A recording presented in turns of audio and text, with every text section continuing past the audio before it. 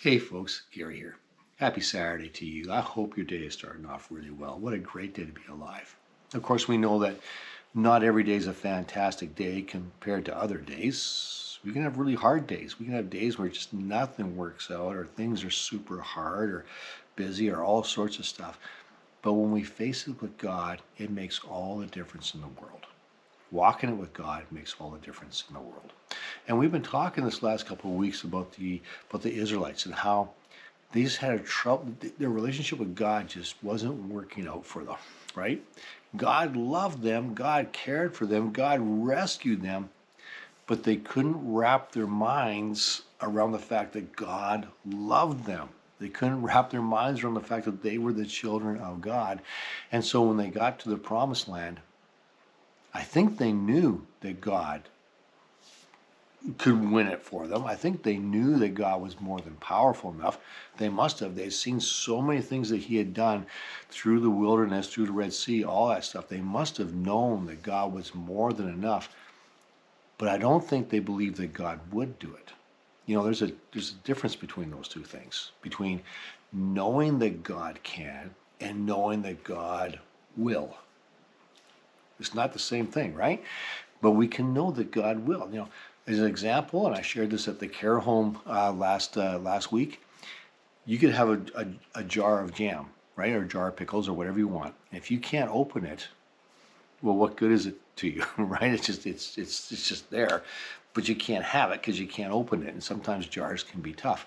If Marna has one of those jars and she wants it open and she can't open it, well, she asks me to do it because I can. I'm more than strong enough to open up a jar of jam. And so I will open it for her. Now, there's no question in her mind at all that I'll do it. Why? Because she knows that I love her. She knows that I can open it, and she knows that I will open it because I love her. Now, if it was a jar of poison, now I might not open it. I might say, no, this is a real bad idea. What, are you crazy? And she go, oh no, I can't believe I gave you a jar of poison. Like we both say, no, don't open that. Well, it's the same thing with God. Sometimes God doesn't do what we ask him to do because it's going to really, really harm us. And so he holds back on that.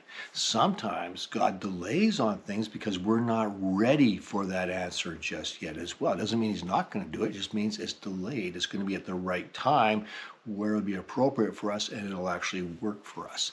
So those two things. But the big thing is this. He will. He will. He's never late. He will do it, because he loves us so much. Passage of scripture I want to look at this morning is Ephesians 2:13. We're actually going to use it tomorrow as well for Sunday morning. But 2:13, it says this. But now you have been united with Christ, with Jesus Christ. Once you were away from God, but now you've been brought near to him through the blood of Christ. We've been brought near to God through the sacrifice of Christ on the cross, that we can know his love. We can know that he loves us. And he loves us so much, we can trust that. When hard things come in our life, we can trust that God will help us, that God will make a way because of his great love for us, which is awesome. Like I said, I'm going to use that tomorrow because we're going to have communion tomorrow, and I want to invite you to join us tomorrow morning. So it's New Life Community Church here in Whitewood, Saskatchewan. And so if you're in Whitewood or the surrounding area and you don't belong to a church, man, I'd love it if you would join us Sunday morning. Service starts at 10:30, and I think you'd enjoy it. It's going to be a good time. So that's the invitation. Thank you for watching.